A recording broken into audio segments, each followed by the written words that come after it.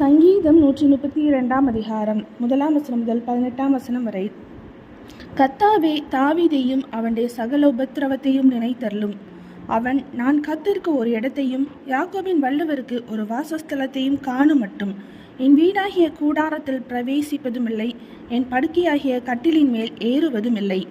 என் கண்களுக்கு நித்திரையையும் என் இமைகளுக்கு உறக்கத்தையும் வரவிடுவதுமில்லை என்று கர்த்தருக்கு ஆணையிட்டு யாக்கோபின் வல்லவருக்கு பொருத்தனை பண்ணினான். இதோ, நாம் எப்பிராத்தாவிலே அதன் செய்தியை கேட்டு வனத்தின் வெளிகளில் அதை கண்டோம்.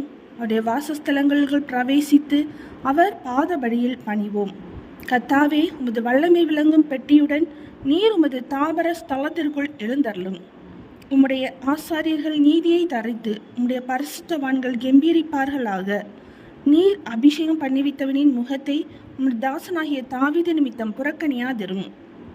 உன் கர்ப்பத்தின் கனியை உன் சிங்காசனத்தின் மேல் வைப்பேன் என்றும், உன் குமாரர் என் உடன்படிக்கையையும் நான் போதிக்கும் என் சாட்சிகளையும் காத்து நடந்தால் அவர்கள் குமாரரும் என்றென்றைக்கும் உன் சிங்காசனத்தில் வீற்றிருப்பார்கள் என்றும் கர்த்தர் தாவீதுக்கு உண்மையாய் ஆணையிட்டார்.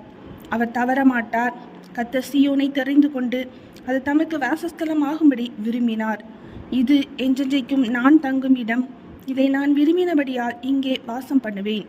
அதன் ஆகாரத்தை நான் ஆசீர்வதித்து வருவேன். அதன் ஏழைகளை நான் அப்பத்தினால் திருப்தியாக்குவேன். அதன் ஆசாரியர்களுக்கு இரட்சிப்பை உடுத்துவேன். அதில் உள்ள பரிசுத்தவான்கள் மிகவும் கெம்பீரிப்பார்கள். அங்கே தாவீதுக்காக ஒரு கொம்பை முளைக்க பண்ணுவேன். நான் அபிஷேகம் பண்ணிவித்தவனுக்காக ஒரு விளக்கை ஆயத்தம் பண்ணினேன். அவன் சத்துருக்களுக்கு வெட்கத்தை உடுத்துவேன். அவன் மீதிலோ அவன் கிரீடம் பூக்கும் என்றார். சங்கீதம் 132 அதிகாரம் முடிந்தது.